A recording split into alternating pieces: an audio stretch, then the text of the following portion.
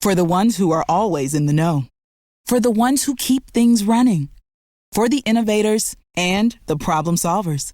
Grainger offers supplies and solutions for every industry, experienced staff at local branches, and free access to experts to help answer your toughest questions.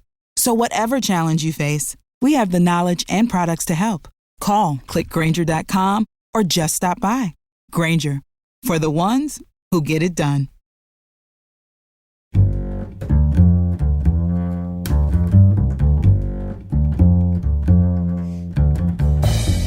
We all get stuck inside ourselves sometimes, and sometimes we'll do anything to get out. This week on Selected Shorts, transforming who we are, or sharing dreams, literally, to find common ground. Stay with us.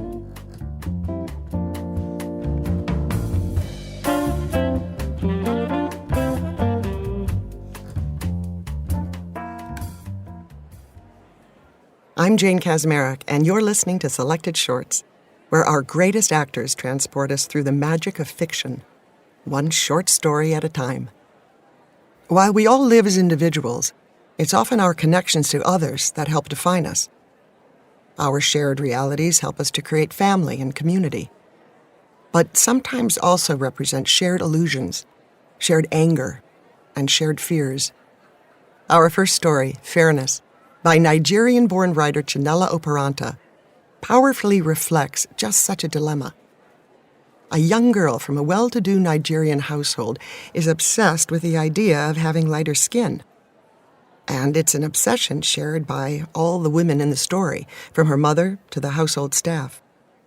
Operanta draws class lines sharply, but then shows us how they are erased in the face of this longed-for reality.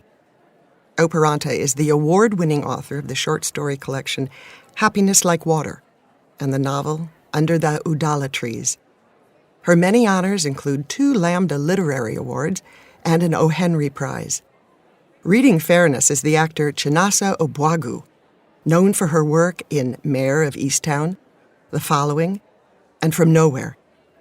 She's appeared in productions at the Public Theater, Playwrights Horizons, and Lincoln Center.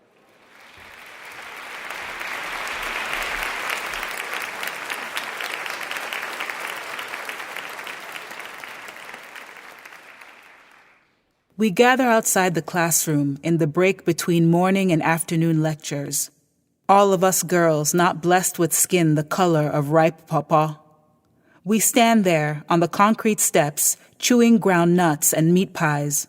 All of us with the same dark skin, matching like the uniforms we wear. All of us except Onyechi, of course, because her skin has now turned color, and we are eager to know how. It is the reason she stands with us, though she no longer belongs. She is now one of the others, one of the girls with fair skin. Clara looks at Onyechi, her eyes narrow, a suspicious look. Boma chuckles in disbelief. She claps her hands, her eyes widen. She exclaims, "Chimo! My God, how fast the miracle!" Onyechi shakes her head, tells us that it was no miracle at all. It is then that she tells us of the bleach. Boma chuckles again. I think of Eno, of returning home and telling her what Onyechi has said. I listen and nod, trying to catch every bit of the formula. Clara says, I don't believe it. Onyechi kisses the palm of her right hand and raises it high toward the sky. I swear to God, because she insists that she is not telling a lie. Our skin is the color not of ripe pawpaw peels, but of its seeds. We are thirsty for fairness. But even with her swearing, we are unconvinced, a little too disbelieving of what Onyechi has said. Hours later, I sit on a stool outside in the backyard of our house. I sit under the mango tree across from the hibiscus bush. Ekaite is at the far end of the backyard where the clotheslines hang. She collects Papa's shirts from the line, a row of them, which wave in the breeze like misshapen flags. Even in the near darkness, I can see the yellowness of Ekaite's skin, a natural yellow, not like Onyechi's or some of the other girls. not like Mama's. Enos sits with me, and at first we trace the lizards with our eyes. We watch as they race up and down the gate. We watch as they scurry over the gravel, over the patches of grass. When we are tired of watching, we dig the earth deep, 7 pairs of holes in the ground, and 1 large one on each end of the 7 pairs. We take turns tossing our pebbles into the holes. We remove the pebbles, also taking turns. We capture more and more of them until one of us wins. The game begins again. The sounds of car engines mix with the sounds of the crickets. It is late evening, and the sky is gray.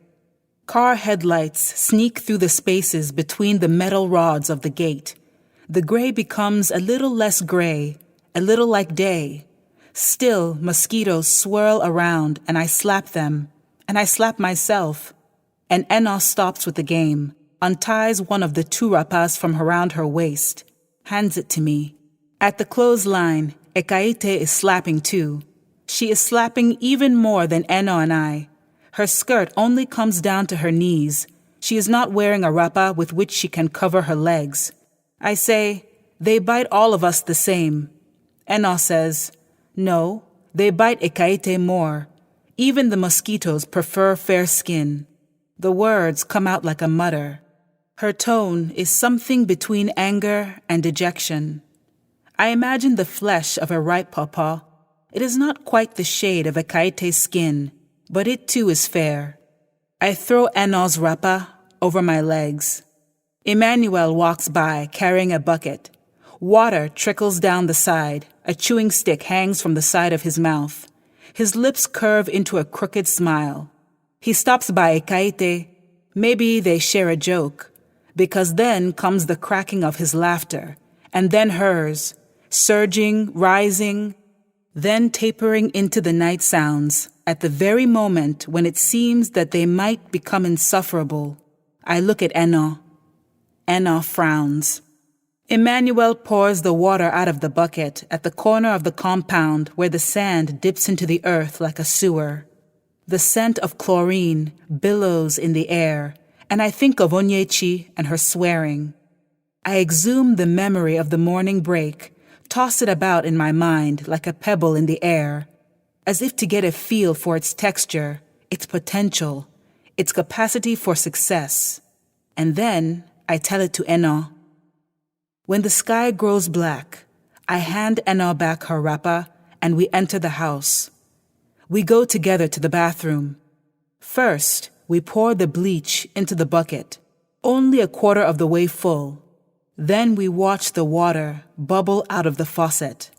We inhale and exhale deeply, and the sound of our breathing is weirdly louder than the sound of the running water. We caress the buckets with our eyes, as if we are caressing our very hearts. The bucket fills. We turn the faucet off and gaze into the tub. We are still gazing when Ekaite calls Eno.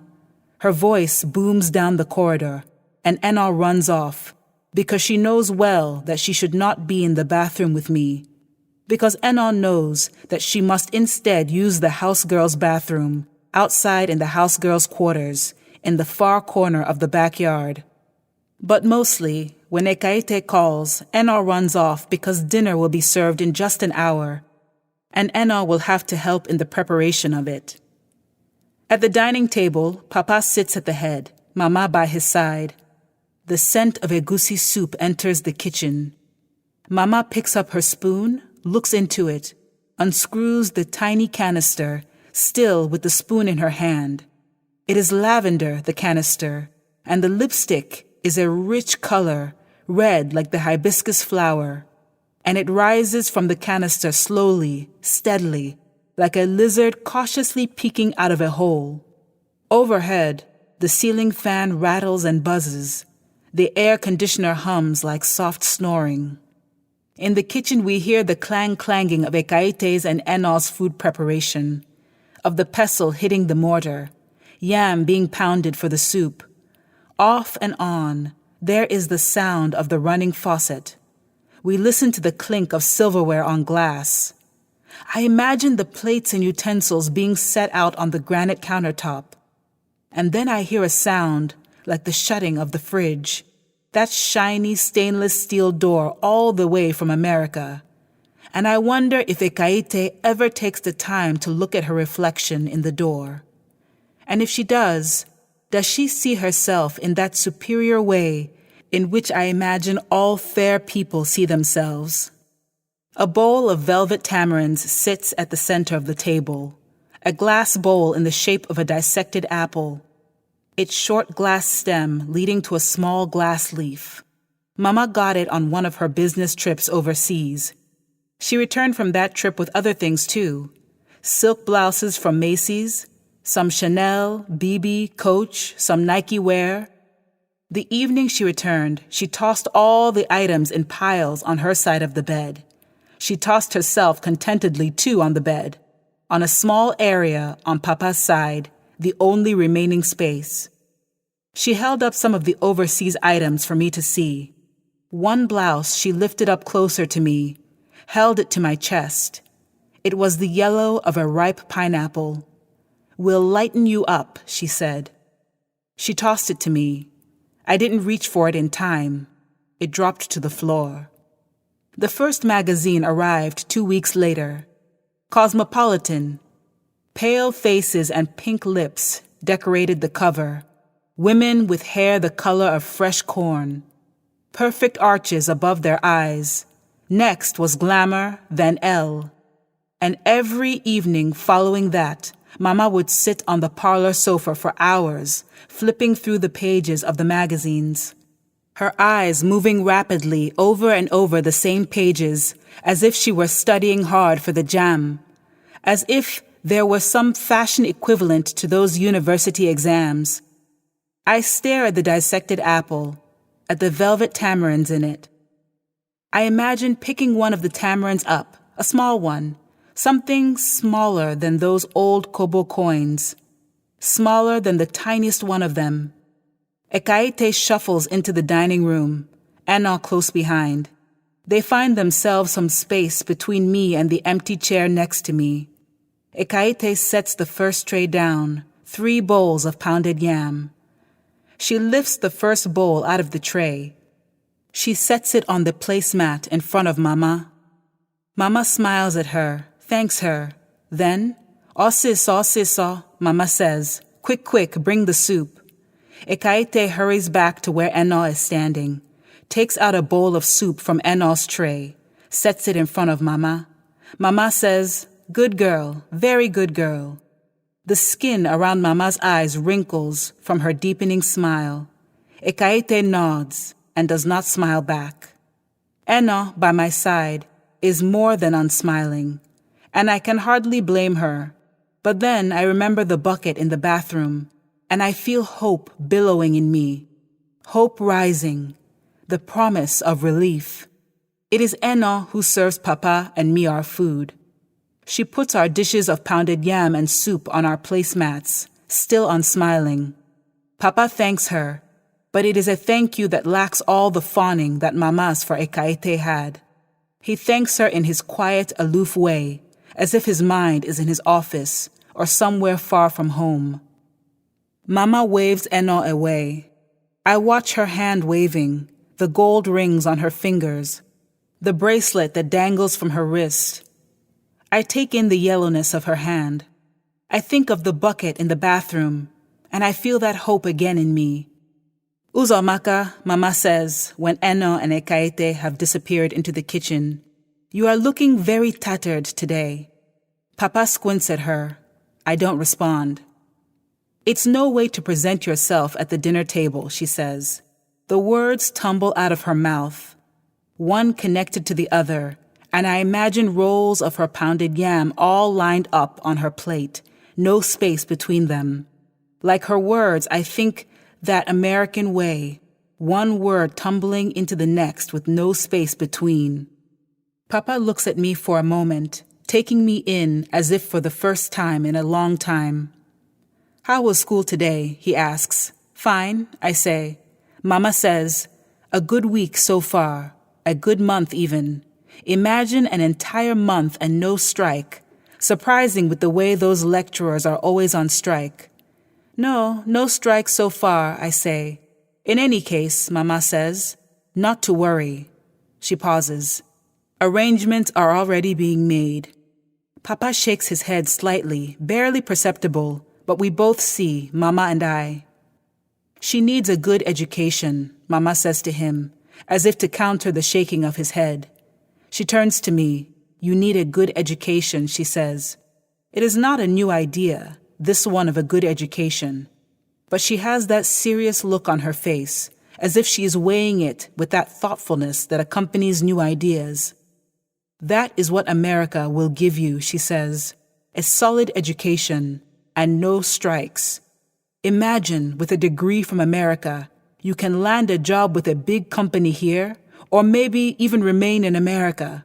Land of opportunities. She smiles at me. Her smile is wide. Papa stuffs a roll of soup-covered pounded yam into his mouth. He keeps his eyes on me. Mama turns back to her food. She rolls her pounded yam, dips it into the bowl of soup, swallows. For a while, no one speaks. In the meantime, you can't walk around looking tattered the way you do, shirt untucked, hair unbrushed. As for your face, you do well to dab some powder on. It will help brighten you up. Papa clears his throat. Mama turns to look at him. His eyes narrow at her. She starts to speak, but her words trail into a murmur and then into nothing at all. There is another silence. This time it is Mama who clears her throat. Then she turns to me. She says, even Ekaite presents herself better than you do. The bottom line is that you could learn a little something from her, house girl or not. I roll my eyes and feel the heat rising in my cheeks. Very well-mannered, that one. She takes care of herself. Beautiful all around. It is not the first time she is saying this. I roll my eyes like I always do. Enna is pretty too, I counter. It is the first time I am countering Mom on Ekaite. I only intended to mutter it, but it comes out louder than a mutter. I look up to find Mama glaring at me. I catch Papa's eyes on me, a little sharper than before. Enna is pretty too, Mama repeats, sing-songy, mockingly, foolish Enna, dummy Enna. She has to say dummy twice, because the first time it comes out too Nigerian, with the accent on the last syllable instead of on the first. She tells me that Enna is no comparison to Ekaite, not just where beauty is concerned. What a good house girl Ekaite is, she says. She adds, an unnecessary reminder, that when Ekaite was around Enna's age, which is to say 14, the same age as me, Ekaite already knew how to make egusi and okra soup.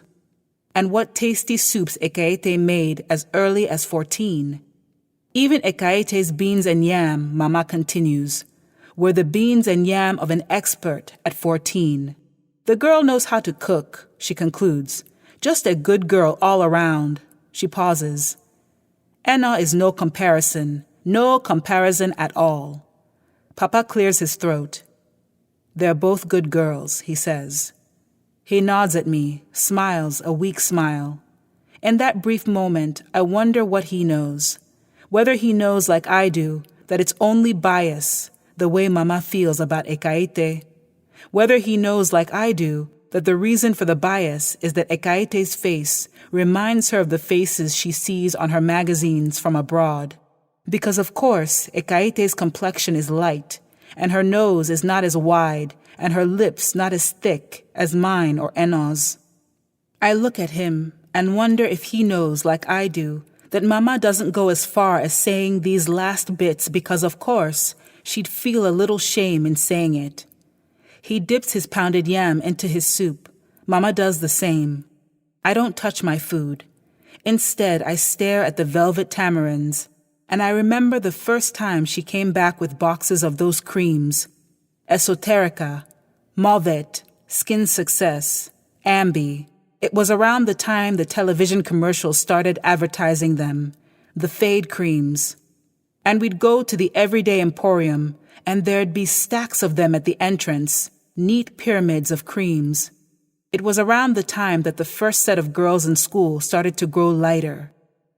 Mama's friends, the darker ones, started to grow lighter too. Mama did not at first grow light with them. She was cautious.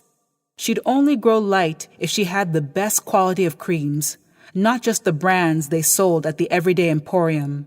She wanted first-rate, the kinds she knew America would have. And so she made the trip and returned with boxes of creams. Mauvet worked immediately for her. In just a few weeks, her skin had turned that shade of yellow. It worked for her knuckles, for her knees, yellow all around, uniform yellow, almost as bright as Ekaete's pawpaw skin. She insisted I use them too. With Mauvet, patches formed all over my skin, dark and light patches, like shadows on a wall. She insisted I stop. People would know, she said. Those dark knuckles and kneecaps and eyelids, people would surely know. We tried Esoterica next, a 6-month regime. 3 times a day, no progress at all. Skin success was no success. Same with Ambi. Not to worry, Mama said. They're always coming up with new products in America. Soon enough, we'll find something that works. We must have been on Ambi the day Ekaete walked in on us in the bathroom, not thinking that I was there. I should have been at school. She was carrying a pile of my clothes, washed and dried and folded for me. Ekaete looked at the containers of creams on my bed. Mama chuckled uncomfortably. Oya, gawa, she said. Well, go ahead. Ekaete walked to my dresser. The drawer slid open and closed. Empty-handed now, she walked back toward the door. Mama chuckled again and said, Uzomaka here will soon be fair like you. Ekaete nodded. Yes, ma. There was a confused look on her face, as if she were wondering at the statement. Mama cleared her throat. Fair like me, too. Ekaete nodded again. Then she turned to Mama. Ode kwa mma otu ode. She's fine the way she is. Mama shook her head. Ayagawa, osiso, osiso. The door clicked closed. I tell Mama that I'm not feeling well. An upset stomach. I excuse myself from the table before Mama has a chance to respond. I carry my dishes to the kitchen where Enna is waiting for me. Ekaete sits on a stool close to the floor. I feel her eyes on me and on Enna. Inside the bathroom, the air is humid and smells clean, purified, a chemical kind of freshness. There is no lock on the door, but we make sure to close it behind us. Enna holds the towel and stands back. But I call her to me because I am again finding myself skeptical of the water and of the bleach. In my imagination, I see Clara's suspicious eyes, and I hear Boma's disbelieving laugh. Fear catches me, and I think perhaps we should not bother. Perhaps we should just pour everything out. But then I hear Mama's voice saying, Foolish Enna, dummy Enna. I take the towel from Enna. You should go first, I say. It is a deceitful reason that I gave, but it is also true. Because you're not supposed to be here.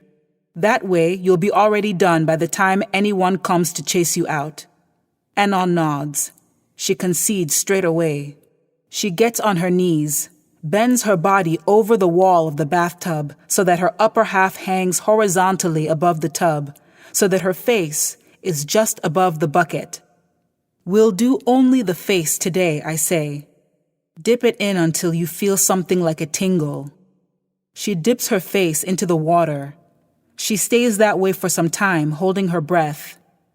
Even if I'm not the one with my face submerged, it is hard for me to breathe. So much anticipation. Ina lifts her face. My back is starting to ache, and I don't feel anything. You have to do it for longer, I say. Stand up, stretch your back, but you have to try to stay longer. Ina stands up. She lifts her hands above her head in a stretch. She gets back down on her knees, places her face into the bucket again. Only get up when you feel the tingling, I say. Time passes. Do you feel it yet? The back of Eno's head moves from side to side, a shake with her face still in the water. More time passes. Not yet? The back of Eno's head moves again from side to side. Okay, come up. She lifts her face from the water first. She stands up. The color of her skin seems softer to my eyes, just a little lighter than before. I smile at her. It's working, I say, but we need to go full force. Okay, she says. Good. She watches as I pour the liquid from the bucket into the tub. We both watch as the water drains. We listen as it gurgles down the pipe. I take the bucket out of the tub, place it in the corner of the bathroom by the sink. The bath bowl is sitting in the sink. I pick it up, hold it above the tub, pour the bleach straight into it. I get down on my knees, call Eno to my side, tell her to place her face into the bowl. She does. Only a little time passes and then she screams, and her scream billows in the bathroom, fills up every tiny bit of the room, and I am dizzy with claustrophobia. Then there is the thud and splash of the bowl in the tub. Then there is the thud of the door slamming into the wall. Ekaete rushes toward us, sees that it is Eno who is in pain. She reaches her hand out to Eno, holds Eno's face in her palms. Eno screams, twists her face. Her cheeks contort as if she is sucking in air. She screams and screams. I feel the pain in my own face. Ekaete looks as if she feels it too, and for a moment I think I see tears forming in her eyes. Papa looms in the doorway, then enters the bathroom. He looks fiercely at me. He asks, "What did you do to her? What did you do?" In the doorway I see Mama just watching, her eyes flicking this way and that. "What did you do?" Papa asks. I turn to him, pleading, wanting desperately to make my case, but I don't find the words. I turn to Mama. I beg her to explain. She looks blankly at me, a little confusion in her eyes. I stand in the middle of them, frozen with something like fear, something not quite guilt. By then, even Emmanuel has made his way into the house, abandoning his post at the gate. He stands just behind Mama, and his peering eyes seem to ask me the same question. What did you do? My legs feel weak. I turn to Eno. I smile at her. I think of Mama with her yellow skin, with her creams. Don't worry, I say. We'll find something that works. Eno screams. They leave the bathroom quickly then, all of them. Ekaete and Papa leading Eno. The door crashes closed behind them. Their voices become increasingly distant, still frenzied. I blink my eyes as if to blink myself awake. Days later, when the scabs start to form, I imagine peeling them off like the hard shell of the velvet tamarind. Eno's flesh underneath the scabs is a pinkish yellow, like the tamarind pulp, only a little like a ripe pawpaw peel. And even if I know that this scabby fairness of hers is born of injury, a temporary fairness of skinless flesh, patchy and ugly in its patchiness, I think how close she has come to having skin like Onyechi's. And I feel something like envy in me, because what she has wound up with is fairness after all. Fairness, if only for a while.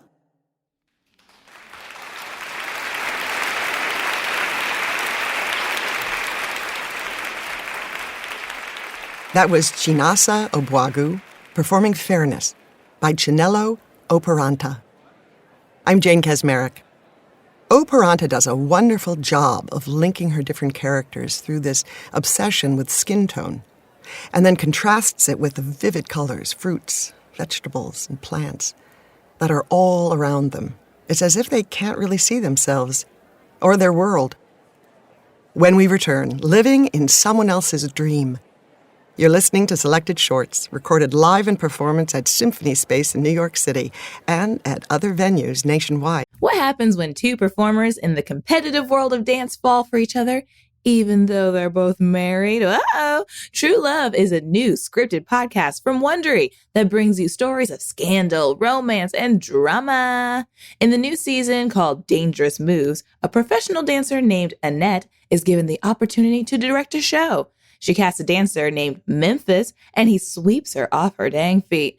What starts as a mysterious friendship evolves into an affair where they both cheat on their spouses. Dun dun dun. While their careers soar, they make plans to divorce their spouses and be together, and things start to get really complicated. From secret hookups that play out under the cover of night to the web of lies it took to protect their hidden love, each character finds themselves mixed up in every form of drama imaginable, and you don't want to miss it. Listen to the new season of True Love, Dangerous Moves wherever you listen to your favorite podcasts.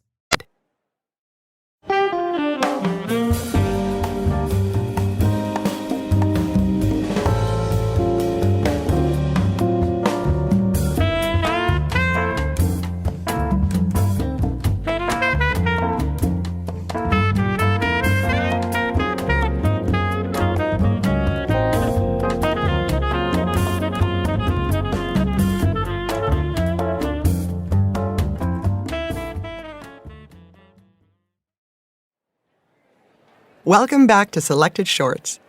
Each week, our greatest actors transport us through the magic of fiction, one short story at a time. I'm Jane Kasmerick. Shared realities is the theme of this show. And in Rachel Simon's eerie Little Nightmares, Little Dreams, they are shared to the max. The story is from Simon's collection of the same name. She is also the author of the novels The Story of Beautiful Girl and Riding the Bus with My Sister, among other works. You think you'd be pretty close after 53 years of marriage. But the husband in Little Nightmares, Little Dreams wants to share everything with his wife, including their dreams. He thinks it will bring them closer. She fears learning something she doesn't want to know.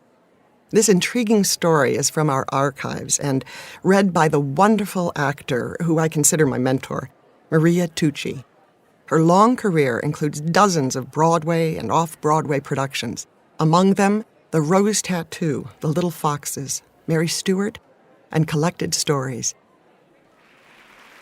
And here she is reading Little Nightmares, Little Dreams.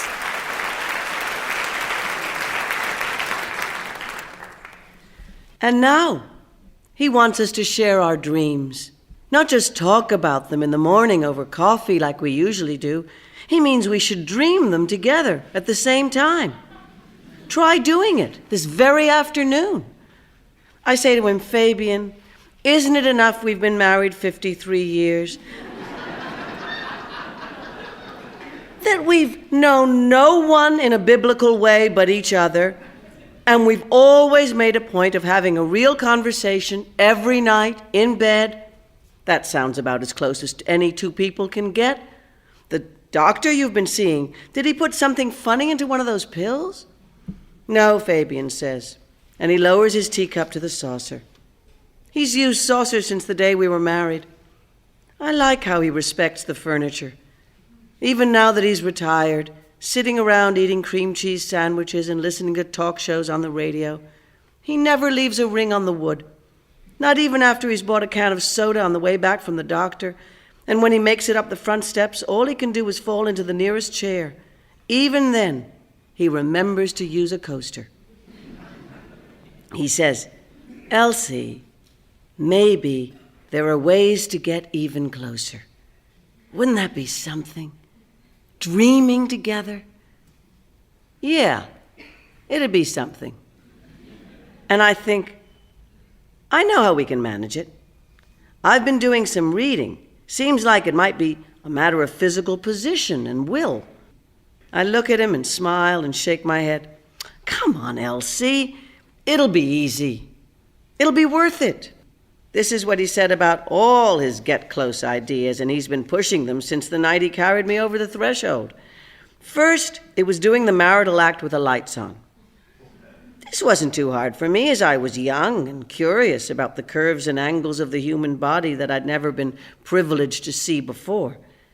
Then, it was using the commode with the door open. I resisted this. Till I started shuffling diapers like stacks of soiled playing cards, and after that, who can be modest? It's no longer a secret what happens at the far end of our intestines. And, of course, those talks at night, his idea. And a good one, too, I came to see. Those talks kept us linked all through the problems of loud music and sibling wars and dreary wedding ceremonies and 2 home grandchildren. I used to wonder why it mattered so much to him to be close. This was not what people I knew expected out of marriage. He couldn't have gotten the idea from the relatives who raised him. They were private people. They were good people, if a few too many in number. Once we took a vacation and drove by all his old homes. Our route looked like we'd dropped a handful of lentils on the map of the United States, and they'd scattered to every corner. His only buddies, besides me, that is, have been my girlfriend's husbands. Married couples would come to our house and split apart the moment they stepped inside. The wives drawing me away to the kitchen so we could talk about our marriages and children. The husbands urging Fabian to come out front and see the new car or play a few rounds of gin rummy. Now, the few friends who visit come alone. They've all become widows. Fabian, for the last few years, took classes at the community center downtown. Legends of imaginary animals. Extraterrestrial influence in human history. I'd ask him, "Did you meet anyone?" He'd shrug. "Yes, but they're too busy. Everyone's too busy." Recently he stopped going, saying the doctor visits take enough out of him as it is. Now all he does is sit in the house or backyard, reading and listening to the radio. With such a life, I'd be lonely. But he says he doesn't need anyone except me. The closeness Fabian and I have had, it's satisfied us both. Till the last few months, that is. Suddenly, get close ideas are all he thinks about. Why, just a few weeks ago, he set up 2 checkerboards, one in my sewing room upstairs and the other in his tool shed out back. My set had the red pieces, his the black. He said, "You move one man every other night, and I go on the nights in between." "How will I know where your men are?" I asked. "Marriage ESP," he said. Now, sitting beside me in the kitchen, he says, "So, I found this dream book at that flea market where I got those embroidered handkerchiefs you like so much. And this book, it says there are ways to dream together. You know, you've also read books that said the sun was going to blink off at 6 a.m. Christmas Day 3 years ago. And then there was that whole Inca Power series you thought was so good. I know. But those books, they didn't give me any ideas on how we can make our lives better. They were just interesting to think about. They were. This I had to admit. Fabian says, "Let me show you the book, then you can decide." He gets up and shuffles across the linoleum to the living room. The sun's coming through the window, lighting up his hair like a crown. Fabian's still the most handsome man I've ever seen. Though, to be truthful, since I got to be able to tell time by the different ways my limbs creak during the day, I have been noticing younger men. There's one that lives across the street. Divorced. Women, in and out of there, every few days, like he keeps trying them on but can't find the one that suits him. He's good looking, this man. I almost want to put on rouge when I take out the garbage. Still, other men, though I think about them, they're nothing to me. It's been so long since Fabian and I walked up that aisle. Then and now we keep each other from falling. That's what those talks before bed are about. Holding out our arms as we stumble through life together, working each other loose if one of us gets stuck in some bad situation. He comes back into the kitchen, lays the book on the table. It's dusty, smells like a basement, has mold crawling across the cover. The greatest intimacy. I have to put on my glasses. The words are hard to read, all squiggly like dripping batter. Like those posters Peggy used to pin on her wall back when she kept skipping school and staying in her room all day, smoking what kids did then. We later found out. Looks like one of those Leary treatises, I say. "Oh, don't knock it, Elsie," he says. "Not everyone back then was a, what did James used to call them? Airhead."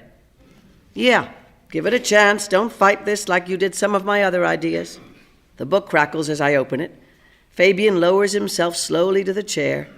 I picked this up because of that talk we had a few nights ago. Remember the talk where you said, how did you put it? That we could lay the maze of our minds on top of each other and they'd lock together just about perfectly. He was right. I had said that. Me and my mouth. I say things that sound grand and I don't mean them fully. See, he'd been talking about entering us in this Couple of the Year contest the local park's planning to hold in a few weeks. Couples will sit under a tent and get asked questions to see how well they know each other. Like some game on TV, I'm told, though we don't watch TV. Anyway, I said then we were a shoo-in if we entered. Being married so long, we don't even need to talk when it comes to things like what's for dinner and what our bodies are feeling and what mood we're in. The kinds of questions I expect they'd ask in that contest. Skin questions, as Peggy called them when she was in her anti-superficiality kick. Nothing that shows you really know someone, know the parts of him he can't put into words himself, maybe even know something before he does. Truth is, though I admire Fabian's get-close ideas, I'm of the opinion, and I do tell him this from time to time, but he likes to forget, that you have to have some private place inside you. Not for secrets necessarily, though that's nice too, but for a feeling of yourself and what it means to be alone on 2 legs instead of 4. Because I'm no fool, I know it's all good now, but the time will come when one of us will be gone. And then, where will the survivor be? If our eyes have always been we's, I'll tell you, this is my nightmare. But I said what I said, and in marriage, the words you speak to your mate are never forgotten. So, you really want to do this, but I still don't even know if we're playing the same game of checkers. We'll look at each other's boards tomorrow, okay? And as for this dreaming stuff, it'll be fun. At the very least, we'll have a nice afternoon together in bed, and it's been a while since we've taken naps together, hasn't it? I think for a second, only about 45 years. So, we're long overdue. Well, what makes it happen? Some weird contraption? Hypnosis? Says here, and he flips through the book, that all you have to do is lie on your backs with the arms that meet in the middle hooked together and the arms on the sides propped up on the pillows. Says, doing it in daylight is good too because the sleep levels don't drop as low, so it's more likely you can dream. Sounds a little too easy. Humor me? First tell me this. Do you make up a dream together, or does one of you start and then the other one joins in? It didn't go into that, he says, pushing his bifocals up his nose and turning to the dog-eared pages. Then he looks at me. Does it matter? Well, actually it might. For the past few weeks, Fabian's felt tired all day long. He keeps calling the doctor, who tells him to come by for more tests. They've tried 5 different kinds of medicines so far. I offer to go with him, but he's got too much pride to let me come along, and I don't push the issue. So when he leaves, I lie on the beach chair on the front porch and wait for him to return. And this is why dreaming together might matter. Once, while I was on that chair, I took a little nap and dreamt about the man across the street. I'm almost embarrassed to admit it. In the dream, the man took me into his house and, well, I actually felt a little guilty when I woke up. But now, sitting here across the table from Fabian thinking about that dream, I realized once the clothes came off, I was no longer with the man across the street. I was with my husband. No, it doesn't matter, I say. I peer at him with his white hair and his white eyebrows, his brown eyes the color of coffee. Except for that dream with the man across the street, I don't do anything without Fabian at my side in my dreams. He's like the smell of my own body, the way my hair feels on my neck, something I don't think about. He's so much a part of me, and it's nice, because when my dreams fade into waking, he's next to me still. Sometimes I forget what Fabian looks like. I forget I'm there too. I can just feel us together. This is the opposite of how it was when we first met, my eyes following his lips as he spoke to me, following the skimming of his fingers over my porch railing as we stood in the brisk winter chill. I watched him so closely, I swear I could see his cells reproduce. When I turned away, it was only because my parents were calling me inside. In marriage, for years, this was how it went too. With each other, but separate, especially in our bed. Very me and he. Air all around us, between us. Two bodies touching self-consciously, even when in rhythm, hearing our own inner beat. Then, when did it happen? And how? The difference between me and Fabian just seemed to disappear. This even when we had to lock the door to keep the kids out, or when Barbara ran away to Montana and we were so worried. This even through my 50s when my hormones surfed out of me on waves of sweat and I dried up inside my private parts. And I can remember when our last grandchild was born, we got off the phone and stretched out on the sofa. Even there, we fell into step, didn't hear anything but our own breathing mixing with the sighing of the furnace. And this is how it is now, even when all we do is lie back and hold each other. Come on, he says, rising to his feet and tugging on the sleeve of my house dress. You wanted to try marijuana, too, after we read about it in Life magazine, I tell him. Look where we'd be now if we'd done that. He shrugs. As bad off as Louise, but as good as Peggy. Who can say what'll happen? He lowers his head and coughs. Please, do this for me. I tell him, all right, okay, I'll try it. Just this once. We go upstairs. I have to walk beside him on the steps so I can hold his elbow for support. I move slowly because lately he's had to. In our bedroom, he lowers the shade. The afternoon sun lights it up from behind, and the shadows of branches and leaves lie across it like lace. I stand by the bed. He comes towards me. I raise my arms, and he works my dress over my hips, belly, breasts, head. Then he peels off my underthings. I'm doing this to him, too, unbuttoning, unbelting. We lie down.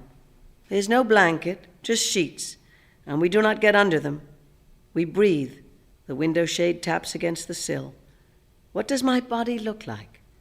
My friends complain about theirs, about how fat or thin or weak they are, about how their imperfect bodies made them avoid intimacy when their husbands were alive. Me? Somehow I always forgot to notice my body when I'm with Fabian. And he's with me all the time. I'm never naked alone. Always we roll to face each other, but this time we don't. Instead, we each take one of the extra pillows at the top of the bed and fit it beneath our outside elbows. And now what do? I ask. We lock arms, he says. He lifts his left arm and hooks it into my right. What do you want to dream about? I ask him. I don't know. I just want to see what happens. We lie there looking at the ceiling. A few cars buzz by outside. A little girl down the street calls for her friend. Then I start giggling. And in a moment, Fabian joins in. There we are, in bed, in this crazy position, laughing. I feel too silly to do this, I say. So do I, he says. Wouldn't you just die if the kids could see us? This makes me laugh more. I go on like this for a while, the laughter rolling out of me, the bed trembling. I go on until I realize Fabian is no longer laughing with me, and then it occurs to me that I feel more nervous than silly. I'm panting as I laugh, the way a child does when he's lying. I close my eyes. Fabian is breathing deeply already. He twitches, that teetering on the edge of sleep twitch. I follow his breath, like it's a broom sweeping my path clear. Time passes. I think I'll never get there. I jolt awake. I sink back asleep. And then finally, I fall asleep. The dream opens to me slowly. We're sitting on the sofa in our living room. At first, this dream feels no different from any other. How can I tell if Fabian is dreaming it too? Are you with me? I ask him. I think so, he says, but a look flashes across his face, and then he adds, where are we? We're at home, I say. See? There's the lamp Louise made in school, and the family photograph we got for our 50th anniversary, and that fern you bought last week. Yes, he says, I see. Someone knocks on the front door. Fabian rises to answer, and since our arms are locked together, even in this dream, I must rise with him. Side by side, we make our way across the room. When we open the door, the porch is empty. But then Fabian says, "Is that a man or a woman?" as he peers into the darkness. I'm not sure if I should tell him that I don't see anyone. I can feel him getting scared. "What are you doing just standing there?" he asks, the invisible, to me, stranger. "What do you want from me?" I turn to Fabian. His eyes are wide and he's sweating. "Is this your dream?" I ask him, "or is it mine?" "It's not my dream," he says, still staring ahead. "It's my nightmare." My back tingles, and I look away from him, down at my legs. They're thick and netted with varicose veins. My eyes sweep up my body, and I see myself now as if I'm naked for the first time in my life. The dimples on my stomach, the wrinkles that fan down my breasts, my navel gaping like an open mouth. So this is how I look. I want to tell him this, and I raise my head to speak directly to him, but it is in that moment that I wake up. He's still beside me, breathing deeply. I look at his profile. I know every pore on that face. Lying there, watching him, this is what I feel. His nightmare was telling me something, though maybe it was my nightmare, and all it was doing was making clear a fact I've suspected for the past few weeks but haven't wanted to face. And maybe I haven't faced it because he hasn't yet either. I unlock my arm from his and sit up. I could wake him to ask what he dreamt, see if it overlapped in any way with what I dreamt. I want to, but I can't bring myself to do that, not right now. I roll off the bed and throw on my dress. In the dying sunlight, I see his body, white and covered with hair, his love handles and the smiles under his knees. I leave the bedroom and close the door. Light no longer shines into the hallway, so it must be near dusk. I walk downstairs. I'm not sure why I don't go to my sewing room where his shirts sit in my basket, waiting for buttons. I've let them pile up for months now. I wonder if I can finish them in time. I go through the living room and the kitchen, out the back door. The sky is deep blue, receding into black at the tree line. I pad across the grass, noticing his sandals, a book he was reading, a glass half empty. When I reach the tool shed, I hear the crickets rising around me like hymns. It is dark inside the shed. I have to wave my arms in the air as I creep forward until one hand brushes against the hanging light bulb. I click it on. Everything, floor, tools, work table, is covered with sawdust, as it was the last time I was in here. When was that? At least a few years ago. But there's regular dust now, too, thick on everything, even the air. Well, almost everything, not the checkerboard. I walk over and look down. A few of his checkers sit alongside the table. I guess he thought I'd jump them. I close my eyes and try to envision my whole board. That man here, that one there, those three kings, and when the picture is sharp, I open my eyes and lay it on top of the board, in front of me. He was right. We can play the same game without even looking. We do have marriage ESP. On the chair in front of the board is one of his shirts, a red flannel shirt that he wore all last winter. It has no dust on it. I pick it up and hold it to my face. It smells like a shirt. No, like his shirt. He does have a smell. I just never notice it. I forget and think it's me. I lift my dress over my head and drop it on the chair. Then I fit myself into his shirt. It is large. I don't button it. I wrap it around me like his arms. It is dark when I make my way across the yard, back into the house and upstairs. I feel my way along the wall. The house is so quiet when I think of him gone. In our room, I raise the shade and the moonlight beams in. He looks like he's covered with snow. As I sit on the bed, he groans and turns his head toward me. "You're up," he says. "Not for long," I say. "What did you dream?" "Oh," he says, rubbing his eyes, rolling over to face the ceiling. "Couldn't figure out where I was." He pauses for a moment. "You were with me. I asked you where we were, and you said we were at home, but it didn't look like home to me. It looked like a combination of the houses I grew up in, familiar and strange at the same time. And then there was a knock on the door. I had to tug on your hand to get you up to answer it. I opened the door, and there was someone or something, not really a person. I asked who it was, and it wouldn't answer. It just stood there, staring. I wanted to lock it out, but when I turned to ask you to help me close the door, you were looking down, away from me. That thing," I was looking at it again, "wanted me to step onto the porch. I didn't want to, but I couldn't walk away. All I could do was stand there like I was frozen. And then I realized that you weren't holding my hand anymore. You were gone. It was just me and it. And we stared at each other so long." My skin grows cold beneath his shirt. I grab it tighter around me. "Fabian," I say, "that was the dream I had." "I knew we could do it," he says, but it doesn't sound happy. He takes hold of my hand. "It scared me, Elsie. It made me feel like something terrible's going to happen. Did you feel that? Did you feel that in your dream?" I want to reply that it won't be terrible, but I know it will. And I cannot be dishonest. After all, we have marriage ESP. I lie down on the bed and stroke his chest. His hair tickles my palm.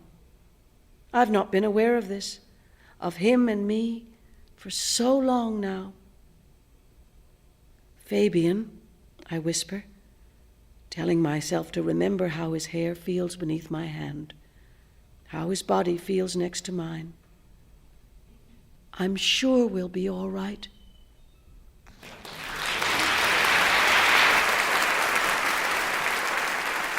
Maria Tucci performed Little Nightmares, Little Dreams by Rachel Simon. I'm Jane Kaczmarek. This story really plays with the nature of intimacy, how much people resonate with each other in a shared life, what Simon calls marriage ESP. I was so moved listening to this story. It starts out in such a familiar, pedestrian tone. We know who these people are. They've been married for 53 years. They've got grandchildren. They're used to seeing each other without their clothes on, which was an element that I really, really appreciated about bodies and what happens as you grow older and love between people as they grow older. It starts getting really scary, and this is a beautiful, masterly touch by the author, because I found myself listening closer and closer and thinking that the ending was going to be very different from the beginning. And I was right. In fact, I went back and listened to the last 7 minutes again and thought, am I hearing what I think I'm hearing? And then I listened to it a third time and realized, yes, I was, and that I was just silenced, which is kind of rare for me, by the beauty of this story and the profound nature of human beings and intimacy. I'm Jane Kaczmarek. Thanks for joining me for Selected Shorts.